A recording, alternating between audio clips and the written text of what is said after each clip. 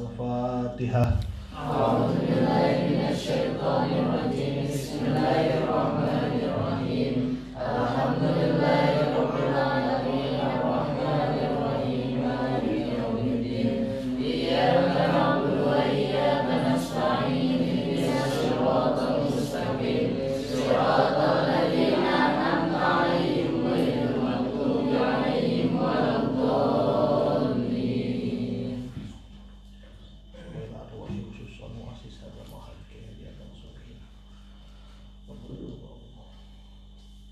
Al-Fatihah. A'udzubillahi minasyaitonirrajim. Bismillahirrahmanirrahim. Alhamdulillahirabbil alamin arrahmanir rahim maliki yaumiddin. Iyyaka na'budu wa iyyaka nasta'in. Ihdinas siratal mustaqim. Siratal ladzina an'amta 'alaihim ghairil maghdubi 'alaihim waladdallin.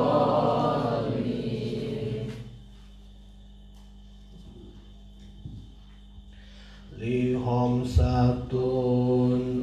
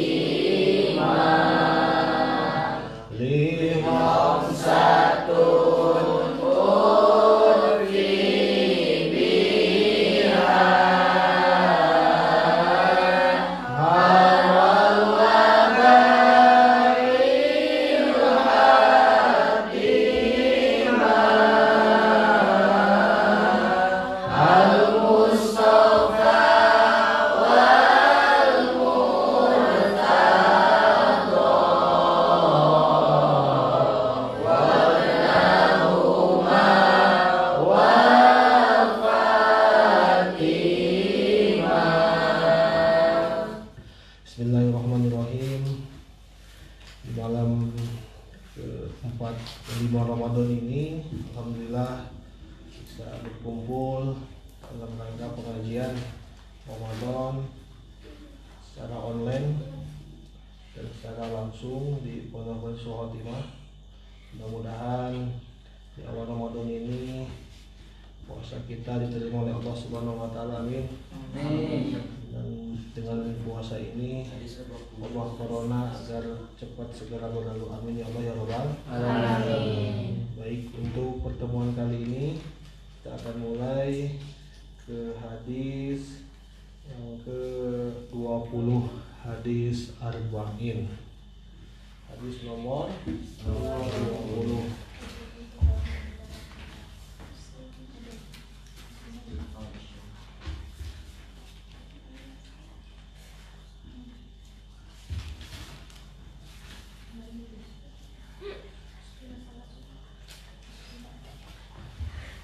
Bismillahirrahmanirrahim.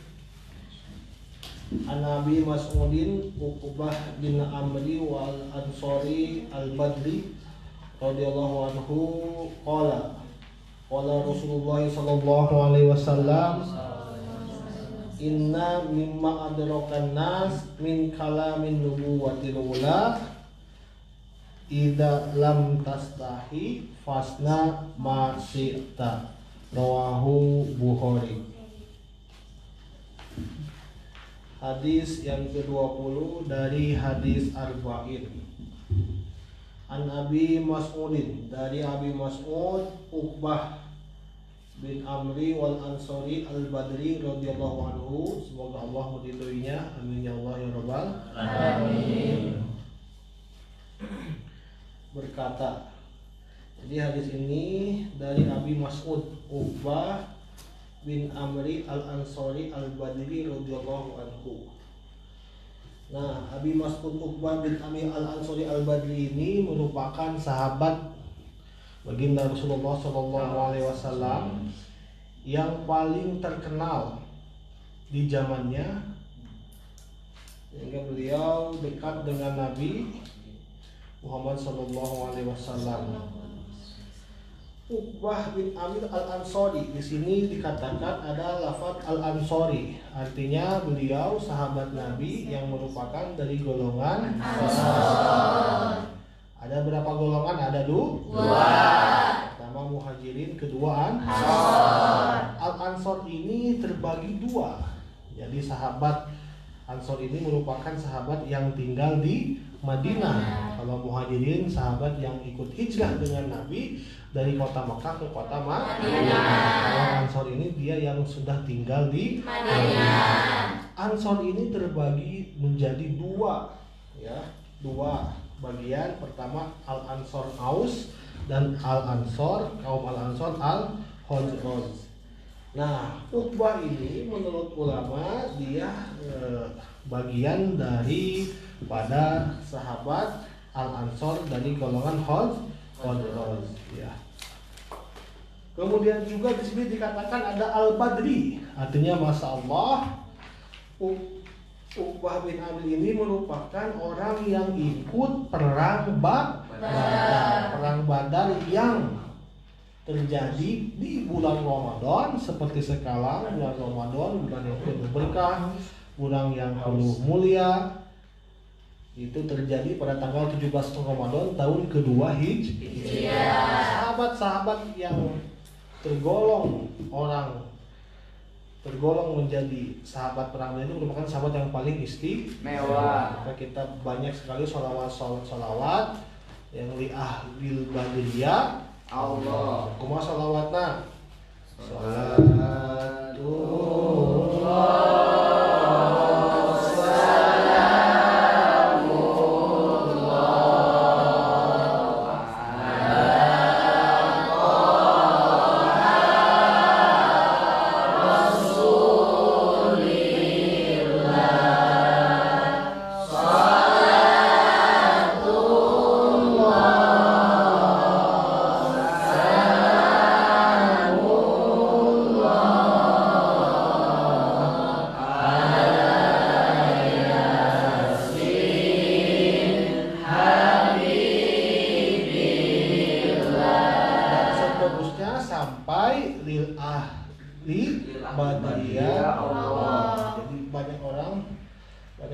sholawat untuk para sahabat kaum Badar. Artinya apa? Jadi orang sahabat yang ikut kaum Badar ini merupakan sahabat yang paling istimewa. Pada zaman itu awal-awal fase hijriah tahun kedua itu masih sedikit sahabat Rasul. Jadi artinya sahabat yang fase awal itu merupakan sahabat yang paling berjuang. Karena mengapa? Di awal fase Islam itu dia perjuangannya paling pedih. Bagaimana sangat menjadi minoritas. Jadi ketika itu kaum minoritas yang mendukung Nabi di tengah desakan situasi politik yang mencekam, karena waktu itu masih awal-awal hijriah. Sekarang Masya Allah Islam sudah menyebar di mana-mana, kita sangat mudah berdakwah. Awal-awal para sahabat, apalagi di masa-masa awal itu dia merelakan nyawanya, hartanya untuk kalimatillah. Jadi orang yang termasuk dalam sahabat ini merupakan yang paling istimewa. Dan sahabat Uqbah bin Amr al-Ansori ini yang merupakan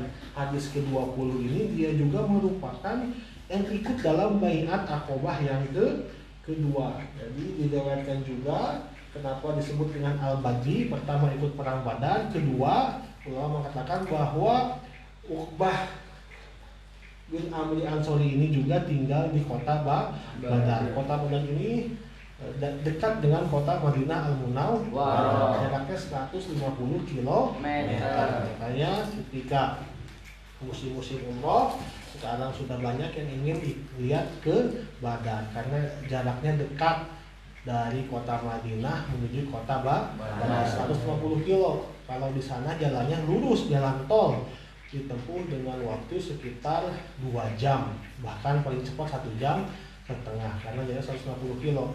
Kalau di sini di Indonesia 150 km harus ditempuh dengan waktu 5 jam karena nggak ada jalan tol gitu ya. di sana jalan tol semua, jadi dekat, makanya disebut dengan Al-Badri, karena menurut para ulama Uqbah Al-Ansori ini juga pernah tinggal di Badar. Beliau juga merupakan awal-awal yang masuk Islam.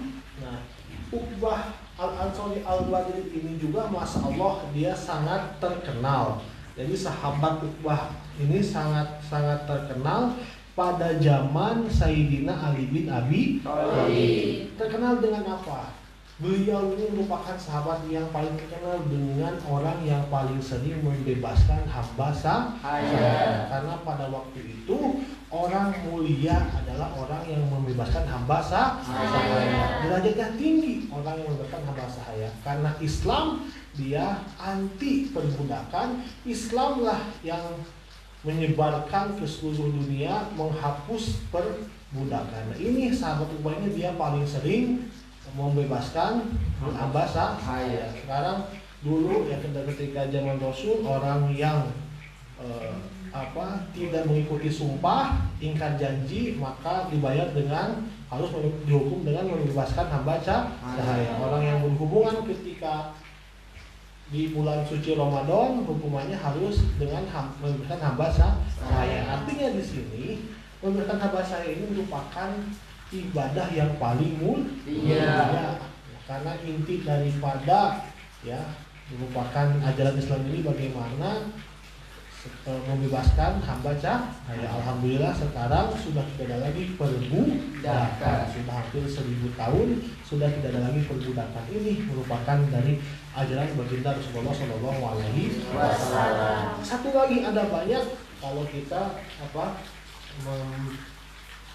menceritakan sahabat Abi Mas'ud Uqbah bin Amr ini. Beliau juga merupakan ketika Ali bin Abi Thalib menjadi khulafa Rasyidin yang keempat, beliau juga menjadi wali di kota Kufah. Di mana sih kota Kufah? Kota Kufah itu merupakan di kota Irak. Jadi beliau juga merupakan wali di kota Kufah. Jadi misalnya wali kota ya. Jadi dulu ketika masanya Ali bin Abi Thalib menjadi khulafa Rasyidin yang keempat, pasca meninggalnya Utsman bin Affan, Sayyidina Utsman bin Affan meninggal, dengan Ali bin Abi Thalib menjadi khulafa, menjadi pemimpin agama Islam. Nah, di kota Kufah maka ditempatkan sahabat Uqbah sebagai walinya. Nah, ketika wali itu dia sering membebaskan budak sahaya. Zaman sekarang ketika menjadi wali kota malah korupsi. Tapi ketika dulu Masya Allah sahabat Uqbah dia punya kekuasaan, dia membebaskan hamba sahaya menggunakan kekuasaannya. Sekotak dengan Imam Hanafi ya. Nah itu tentang sahabat Uqbah. Sahabat Uqbah ini meninggal ketika tahun 40 Hijriah. Jadi gampang hafalnya ya, 40 Hijriah. Jadi itu merupakan ketika tahunnya meninggalnya sahabat Uqbah bin Amr Al-Ansori Al-Badri. Masalah itulah merupakan kisah dari sahabat Uqbah. Jadi kita harus mencintai sahabat. Jadi mengapa? Karena Rasul pun sangat mencintai sahabat. Rasul berkata, la tashubu ashabi, janganlah mencela sahabatku. Saking cintanya Rasul kepada sahabat, karena sahabat ini merupakan orang-orang pilihan. Jadi mereka berjuang begitu, merelakan hartanya, merelakan nyawanya, merelakan waktunya, beda dengan perjuangan orang ayeuna. Orang ayeuna namanya serba enak, maka bagaikan langit dan bumi dibanding dengan perjuangan sahabat. Maka Rasul sangat mencintai sahabatnya. Dia katakan la tasumu ashabi ya. Jangan pernah mencela sahabat Rasul. Sekarang sudah banyak ajaran-ajaran tentang mempercela sahabat Rasul, sahabat ini, sahabat itu. Nah itu tidak boleh. Kita aliran Aswaja tidak boleh pernah sedikit pun mencela sahabat Nabi, karena sahabat Nabi ini merupakan sahabat yang paling mulia. Beliau Masya Allah sudah banyak dijanjikan dengan surga. Kita masih jauh Bagaikan bumi dan langit dibandingkan perjuangan Nabi dan amalnya juga sama dengan bumi dan langit. Syekh Usamah Al-Mansi dia mengatakan ciri ajaran yang salah itu adalah dia yang mencela sahabat. Baik satu sahabat pun saja kita tidak boleh mencela. Jadi Syekh Usamah Al-Mansi ya, ulama sekarang dia mengatakan salah satu ciri ajaran yang sesat adalah yang mencela sahabat. Beliau katakan qot'ul ahmar. Artinya qot'ul ahmar ini adalah titik merah. Jadi pembeda mana ajaran yang benar, mana ajaran yang sesat. Nah, qot'ul ahmarnya ini ketika ini adalah ketika mencela sahabat itu, ketika ajaran, aliran ataupun kelompok yang mencela sahabat, maka itu qot'ul ahmar itu termasuk kelompok yang sesat. Kita sebagai aswaliyah tidak boleh satupun mencela sahabat, kalau kita harus mendoakan sahabat. Allahumma sholli ala Muhammad wa ala alihi wa ashabihi, dan sahabatnya. Ya, keselamatan, sholawat, salam kepada baginda Rasul Muhammad SAW. Kemudian siapa? Keluarganya dan sahabatnya. Itu. Nah, apa hadisnya? Nah, kita harus tahu sekarang siapa perawi hadis biar lebih mengenal. Ya, hadisnya pola berkata. Jadi beliau berkata ini berarti ini hadis sahih karena dikatakan oleh sahabat Uqbah yang paling hebat ya, yang terkenal dengan pembebasan hamba yang merupakan wali kota di kota Kufah pada zaman Ali bin Abi Thalib Qala Rasulullah sallallahu alaihi wasallam, bahwasanya Rasulullah sallallahu alaihi wasallam bersabda, inna mimma adrakan nas min kalamin nubuwatil ula idza lam tastahi fasna ma syi'ta, rawahu Bukhari. Nah, itu yang dikatakan oleh baginda Rasulullah sallallahu alaihi wasallam adalah inna sesungguhnya mimma ya. Inna sesungguhnya mimma di antara adrakan nas yang diketahui oleh manusia min kalamin nubuwati dari kalimat nubuwatil ula, nabi-nabi yang ula yang terdahulu adalah apa perkataannya?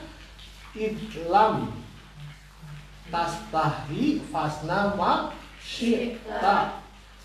Ya, jika engkau tidak malu maka berbuatlah sesukamu. Jadi berbuatlah saka kamu. Inna sesungguhnya mimma di antara adarokan nas yang diketahui oleh manusia min kalamin nubuwatil ula, di antara kalimat-kalimat nabi-nabi terdahulu, idlam tastahi fasna ma syi'ta. Idlam jika kalian tidak malu, fasna maka lakukanlah ma syi'ta sekarapmu. Rawahu Bukhari, hadis riwayat Bukhari.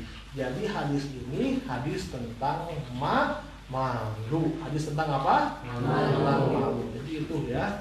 Jika kalian tidak malu maka berbuatlah sesukamu.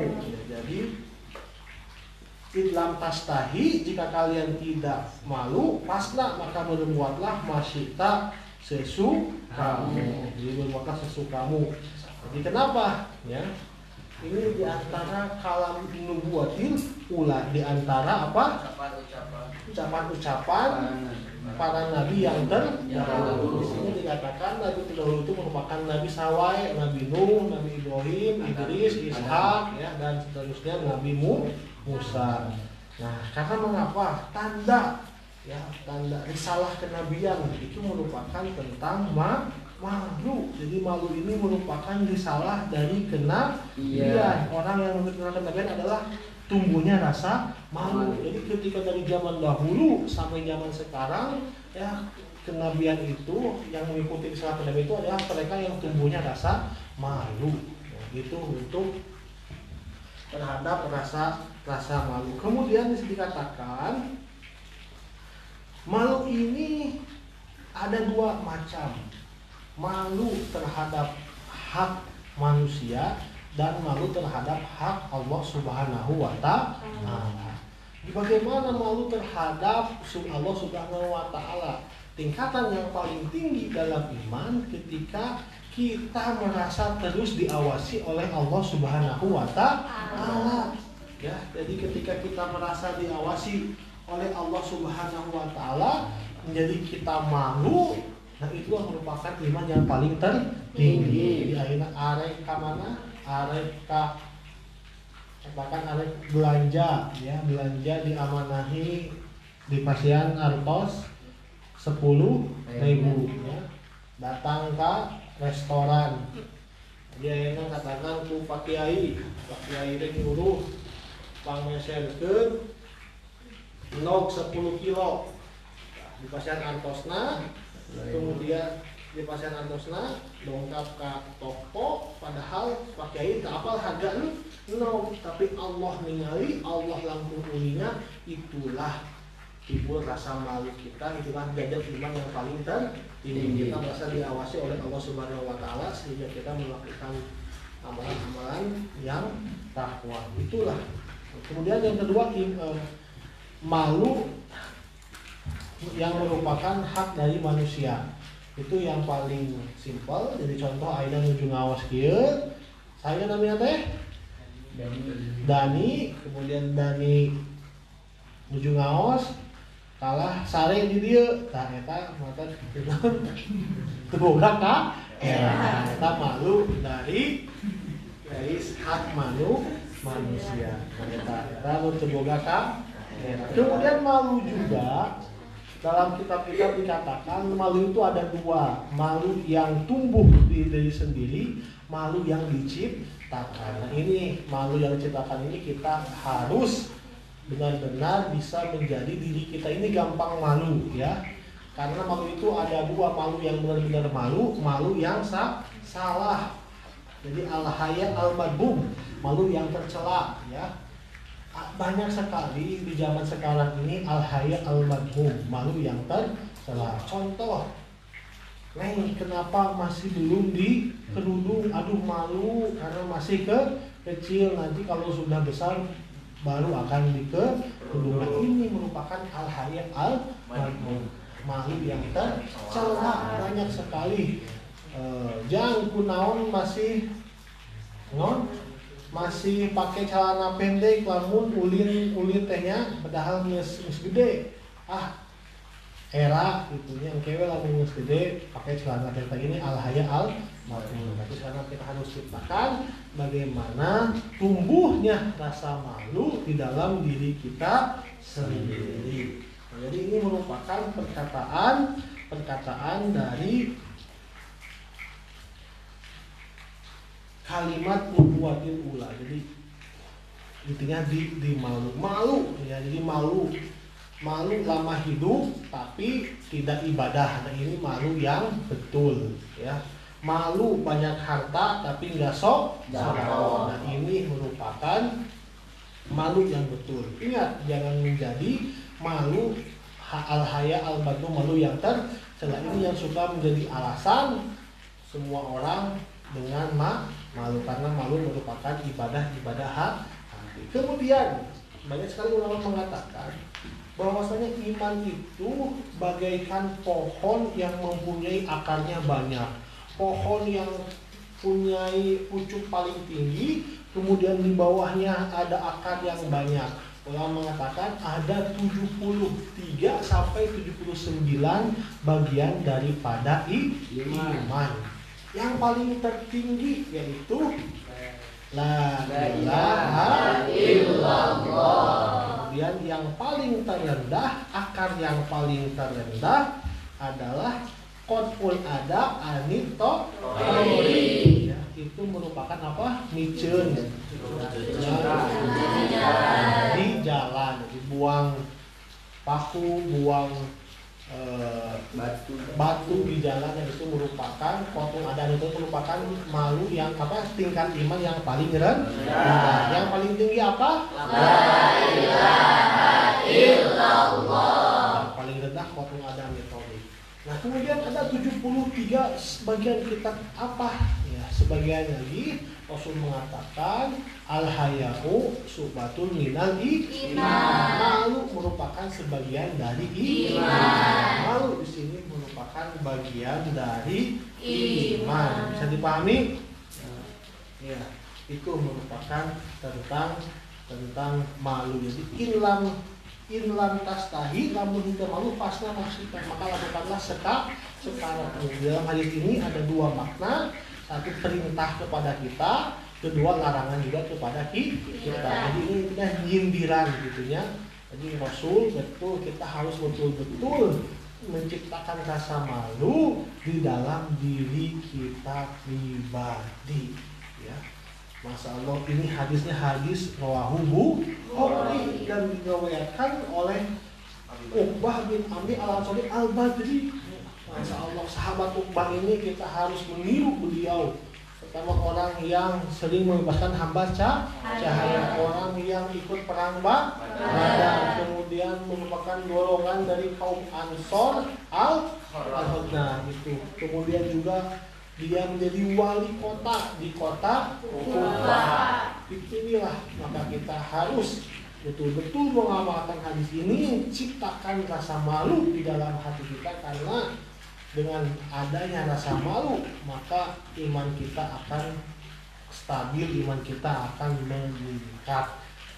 Jadi jangan, awas, karena sekarang banyak sekali malu yang disalahgunakan, yaitu disebut al-haya'u al-mad, ya, malu yang tercela. Jadi malu kenaon can digelundung malulah nanti kena engke lamun geus itu yang salah. Mari sekarang momentum di bulan Ramadan ini, di bulan awal Ramadan ini, ya Allah, baginda Rasul berkata, bulan Ramadan ini putih ababul jannah wa gulbat abwabun nar. Maka di bulan Ramadan ini kita harus menciptakan rasa malu. Karena rasa malu itu ada dua, ada sudah tercipta dalam diri pribadi, yang kedua adalah yang harus kita ciptakan. Itu yang paling susah adalah ketika kita harus bagaimana merasa malu karena kita dilihat oleh Allah Subhanahu wa Ta'ala. Itu merupakan derajat yang tertinggi. Sami Bapak Oge sering ya, masih belum sampai ke derajat. Jarang orang zaman sekarang, orang yang sudah punya derajat yang dia merasa setiap langkahnya, setiap geraknya dilihat oleh Allah Subhanahu wa Ta'ala. Kalau sudah punya yakin dalam diri hati kita, setiap langkah kita di Allah Subhanahu wa Ta'ala, maka kita tidak akan berbuat dosa sekalipun. Karena sekarang mau bergerak, mau beli barang, kalau orang yang imannya tinggi, ini barangnya halal atau haram, ini barangnya dari mana, pasti hati-hati. Ada rasa malu karena apa? Dilihat oleh Allah Subhanahu wa Ta'ala. Ketika punya jabatan, penguasa, dia mau kebijakan apapun bisa, tetapi ketika punya iman, punya malu, dilihat oleh Subhanahu wa Ta'ala, dia akan melangkah hati-hati. Sekarang orang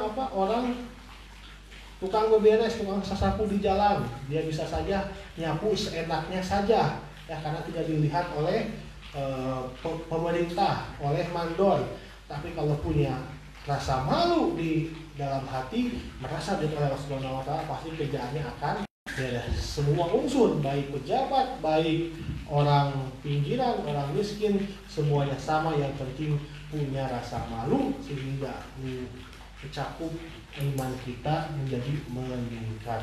Ya, amin ya Allah ya Rabbal alamin. Semoga dengan hadis ini kita banyak faedah, ciptakan rasa malu kita, karena yang paling susah itu adalah menciptakan rasa malu. Hadis ini sangat sahih, diriwayatkan oleh Bukhari. Kemudian juga ini disampaikan dari hadis siapa? Uqbah bin Amir, merupakan sahabat yang paling terkenal.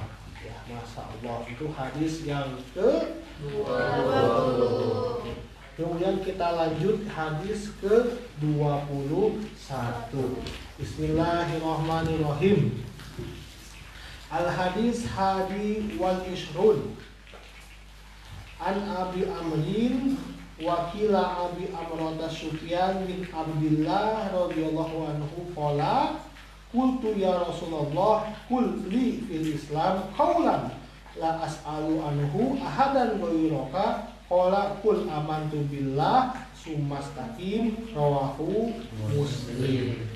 An Abi Amrin, dari Abi Amrin, wakilan dan dikatakan juga Abi Amarata Sufyan bin Abdullah radhiyallahu anhu, semoga Allah meridhoinya, qala berkata, qultu ya Rasulullah, kul katakan, li kepadaku fil Islam, di dalam ajaran Islam, kaulan satu perkataan, la as'ala anhu ahadan goiroka. Kul katakan, li kepadaku fil Islam, dalam ajaran Islam, kaulan satu perkataan, la as'ala yang tidak aku tanyakan, anhu dari perkataan tersebut, ahadan goiroka seorang pun selainmu. Kola kemudian menjawab Rasulullah SAW, kul katakan, amantu billah sumastaqim, beriman kepada Allah sumastaqim kemudian istiqomah. Hadis rawahu Muslim. Masya Allah, hadis yang ke-21 ini tentang istiqomah. Jadi ini merupakan hadis yang paling penting juga, karena yang paling susah di hidup kita itu adalah istiqomah. Istiqomah itu adalah kita pancen. Jadi mustaqim, orang yang istiqomah dia terus menerus di dalam ketakwaan. Karena susah, orang ayeuna zaman sekarang jarang yang istiqomah. Bapak lihat ya, dari kecil ngaji di madrasah diniyah, di TPA di TPA di TKA di MDA ya, dan SD. Kemudian SMP mah santren, SMA mas santren, SMK mas santren. Datang ke perguruan tinggi kuliah itu sudah mulai goyah. Keluar ketika kuliah kadang juga sudah hancur. Ini banyak sekali kita lihat di zaman sekarang, kecilnya suka ngaji, kemudian ketika besarnya jauh dari apa yang diajarkan dari kecil. Intinya dari kita adalah istiqomah.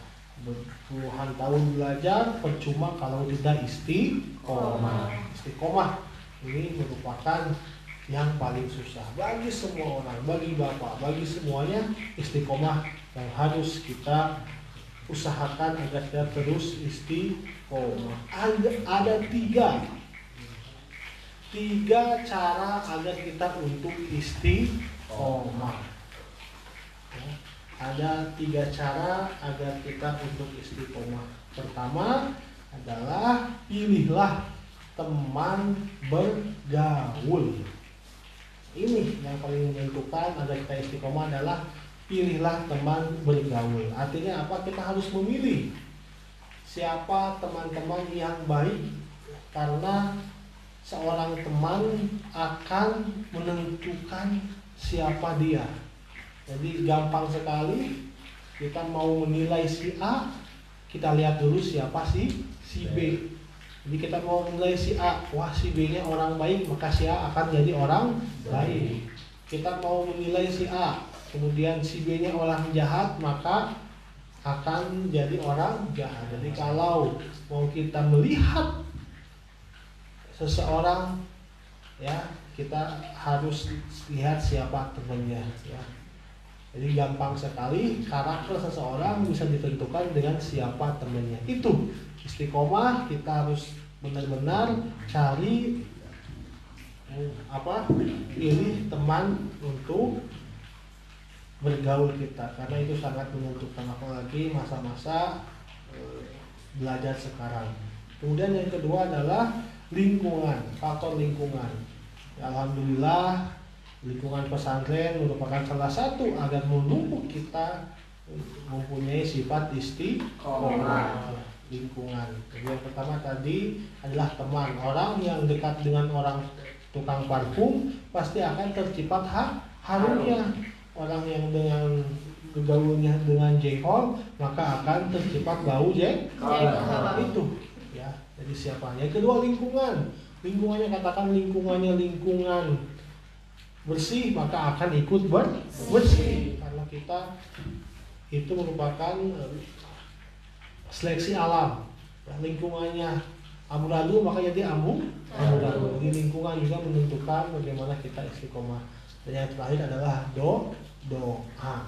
Doanya bagaimana? Rabbana la tuzigh qulubana wa hadaitana wa hab lana min ladunka rahmatan innaka antal wahhab. Itu doa yang harus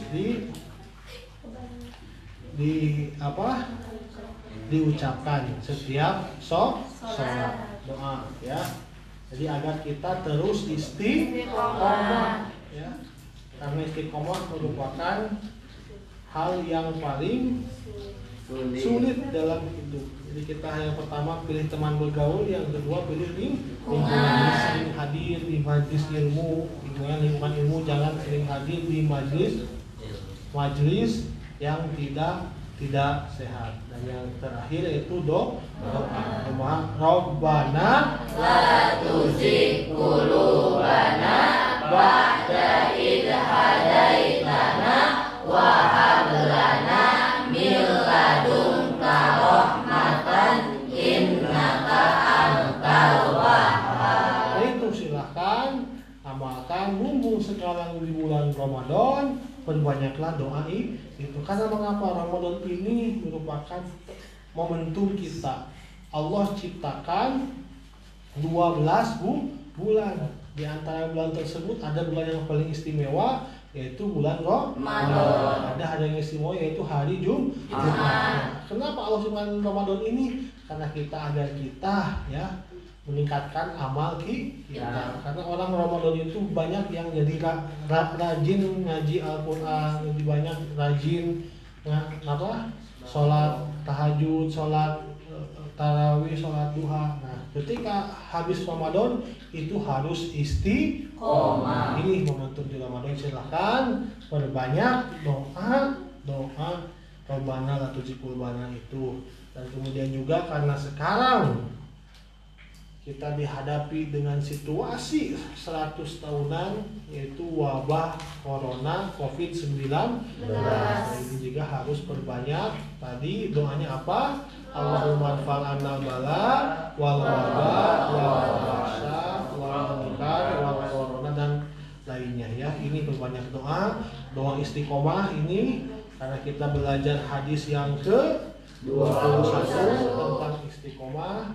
Dan doa memohon kepada Allah. Dan yang terakhir yaitu nadom ya dari Hadratus Syekh Kyai Haji Asy'ari tadi tentang nadom mumpung di bulan Ramadan karena corona ini merupakan wabah pandemi ya. Dulu pernah tahun 1918 itu yang wabah flu Spanyol. Sekarang terulang lagi zaman kurangnya zaman soalnya anak cucu mual kajaman deui nya naudzubillah kajaman kurang duka iraha akhirna semua membuat berubah ya, dunia berubah. Nah, inilah teguran dari Allah, kita hikmahnya kita alhamdulillah jadi masih bisa ngaji ya, masih bisa di pesantren dan yoga dipilih karena yang datang ke Muslimah ini jadi selektif, tidak semua yang bisa datang ke sini. Jadi yang kita selektif di sini ada berapa orang? 25 30 mungkin ini orang-orang pilihan bersyukur. Di yang lain mah sudah susah untuk sholat berjamaah, susah untuk sholat tarawih, susah untuk ngaji. Tapi sekarang alhamdulillah Ramadan di sini di Usul masih bisa merasakan tarawih ngaji. Makanya sekarang ada ngaji online via Facebook, via Instagram agar bisa merasakan ke semuanya yang ada di luar kota. Semoga wabahnya beres sehingga menjadi normal kembali. Lihong satu